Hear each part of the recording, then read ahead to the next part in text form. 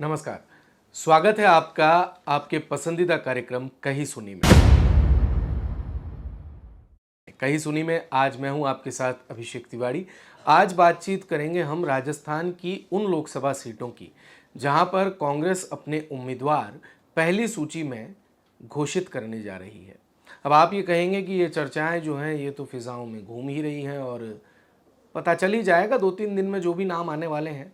लेकिन पुख्ता जानकारी लेकर के कहीं सुनी कार्यक्रम में हम आते हैं जो बातें या तो कहीं से सुनी है या किसी ने कही है।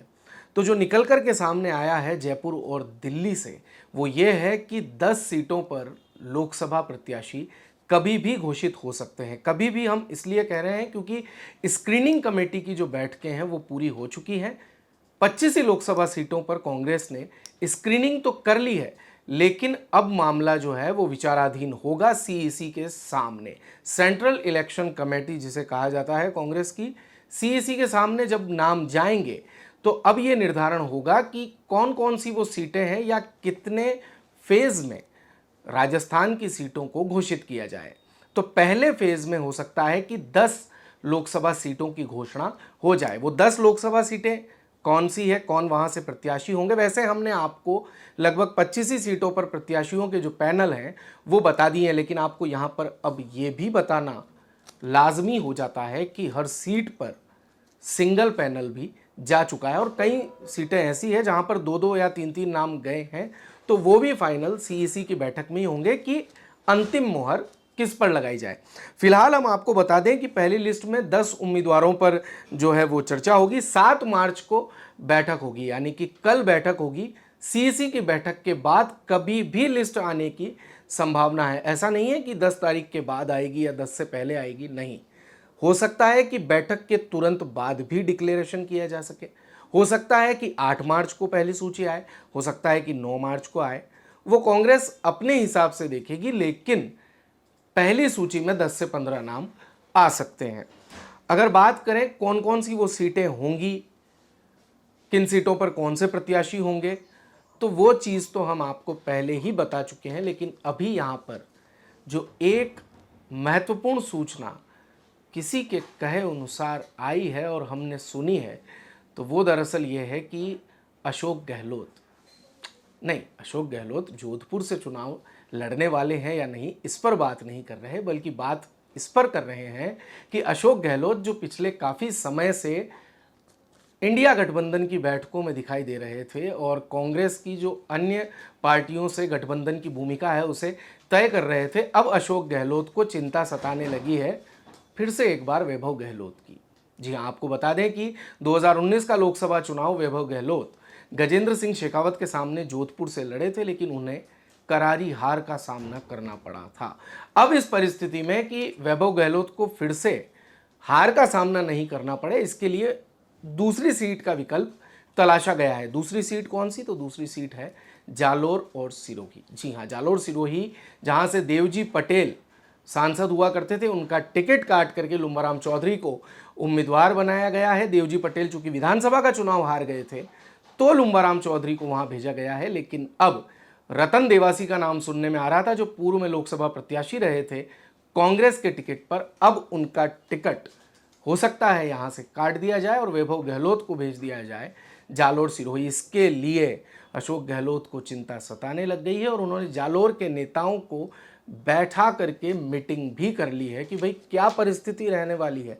अगर वैभव वहां पर चुनाव लड़ने के लिए आए तो वहां पर संगठन किस प्रकार से मजबूती से काम करे और अन्य भी जो चर्चाएं हैं, अन्य जो तैयारियां हैं, उसे लेकर के भी उस बैठक में विश्लेषण किया गया। लेकिन अब वैभव गहलोत के लिए यहाँ पर 2 सीटें हैं, या तो जोधपुर, लेकिन जोधपुर में अगर किसी राजपूत उम्मीदवार को उतारा जाता है तो चूंकि राजपूत मतदाता काफ़ी हैं जालोर सिरोही में, तो उन्हें भी साधने के अनुक्रम में इसे देखा जा सकता है और वहाँ पर यानी कि जालोर सिरोही में वैभव गहलोत को उम्मीदवार बनाया जा सकता है। फिलहाल वो कौन सी 10 सीटें हैं जहाँ पर प्रत्याशी घोषित हो सकते हैं, तो आपको बता दें पहले फेज़ में बीकानेर, श्रीगंगानगर, अजमेर, जालोर सिरोही, अलवर, कोटा बूंदी, झालावाड़ 12, उसके बाद भीलवाड़ा, झुंझुनू, और राजसमंद, इन सीटों पर हो सकता है कि प्रत्याशियों की घोषणा, अगर 10 उम्मीदवार घोषित हुए तो पहले फेज में ये जो सीटें हैं यहाँ पर उम्मीदवारों की घोषणा हो सकती है।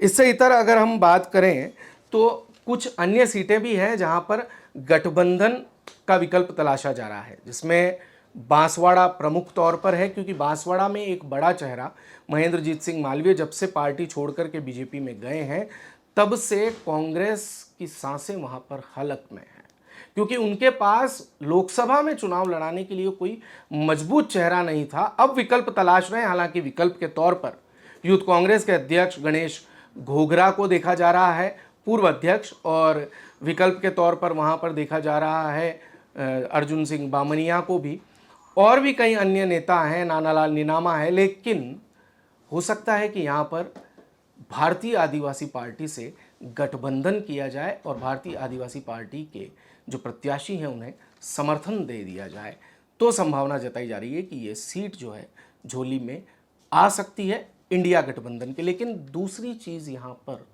जो है वो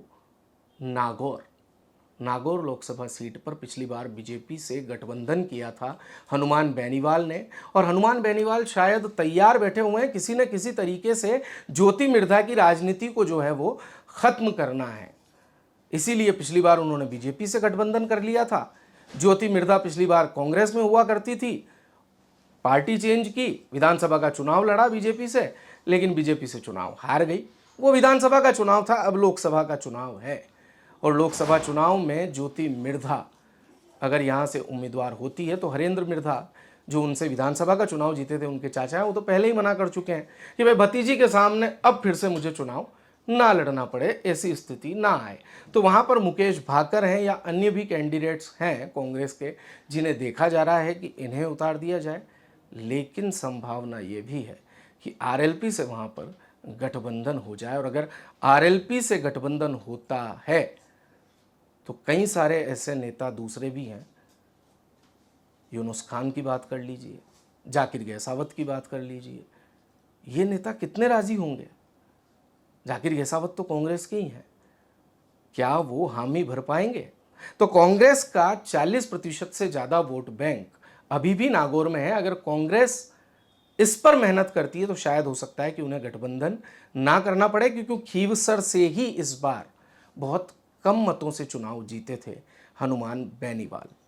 अब बात करें दूसरी लोकसभा सीटों की, जिसमें चित्तौड़, चुरू और बाड़मेर है। तो चित्तौड़ में कांग्रेस को इस समय कोई बड़ा चेहरा नहीं मिल रहा, हालांकि तैयार कर लिए गए हैं कई सारे प्रत्याशी, लेकिन उसके बावजूद भी अगर एक पैंतरा जो वहाँ पर कांग्रेस आजमाने की कोशिश कर रही है, उसके सफल होने के चांसेस लगभग आधे से ज़्यादा हैं। वो पैंतरा क्या है? वो है चंद्रभान सिंह आक्या को कांग्रेस में लेकर के उन्हें लोकसभा का टिकट देना और उनका समर्थन कर देना, या उन्हें कांग्रेस के टिकट पर चुनाव लड़वा देना। जी हाँ, चंद्रभान सिंह आक्या, जिनकी अदावत सीपी जोशी से काफ़ी पुरानी है और सब जानते हैं पूरे प्रदेश में, उनका टिकट भी काट दिया गया था अभी विधानसभा का बीजेपी से, निर्दलीय लड़े, चुनाव जीत करके आए। दूसरी सीट है चुरू। चुरू को इस समय होल्ड पर इसलिए रखा हुआ है कांग्रेस ने कि वो इंतजार कर रहे हैं राहुल कसवा के अगले कदम का। राहुल कसवा अगर कांग्रेस में आ जाते हैं तो निश्चित तौर पर उन्हें यहाँ से चुनाव लड़ाया जाएगा। लेकिन नागौर की जो स्थिति है वही चुरू में भी हो सकती है कि वहाँ के जो स्थानीय कांग्रेस नेता हैं वो इस पर हामी भी भरेंगे या नहीं। अगली सीट है बाड़मेर। बाड़मेर में वैसे तो हेमाराम चौधरी सचिन पायलट के बेहद करीबी देखा जा रहा है कि शायद वो ही लोकसभा के प्रत्याशी होंगे।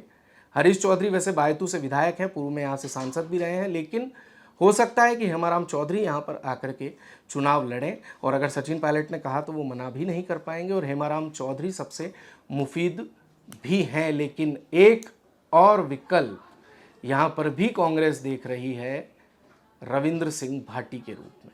जी हाँ, रविंद्र सिंह भाटी जो इस समय शिव से विधायक हैं, युवाओं में उनका काफ़ी क्रेज है और बाड़मेर का एक प्रमुख चेहरा है। तो हो सकता है कांग्रेस उन्हें अपने पाले में लेकर के आ जाए, या अगर वो चुनाव लड़ते हैं तो उनसे कोई गठबंधन की संभावना जताई जाए। लेकिन देखना अब यहाँ पर ये दिलचस्प होगा कि 10 सीटें जो पहले फेज में आने वाली हैं और उनके अलावा जो बाकी बची 5 सीटें जिनका जिक्र अभी मैंने किया, इन सीटों पर भविष्य में होने क्या वाला है। आप देख रहे थे कार्यक्रम कही सुनी। दीजिए इजाजत, नमस्कार। दिन भर की सारी अपडेट्स के लिए सब्सक्राइब करें राजस्थान कवरेज को और बेल आइकन दबाना ना भूलें ताकि आप रहे अपडेटेड हमेशा।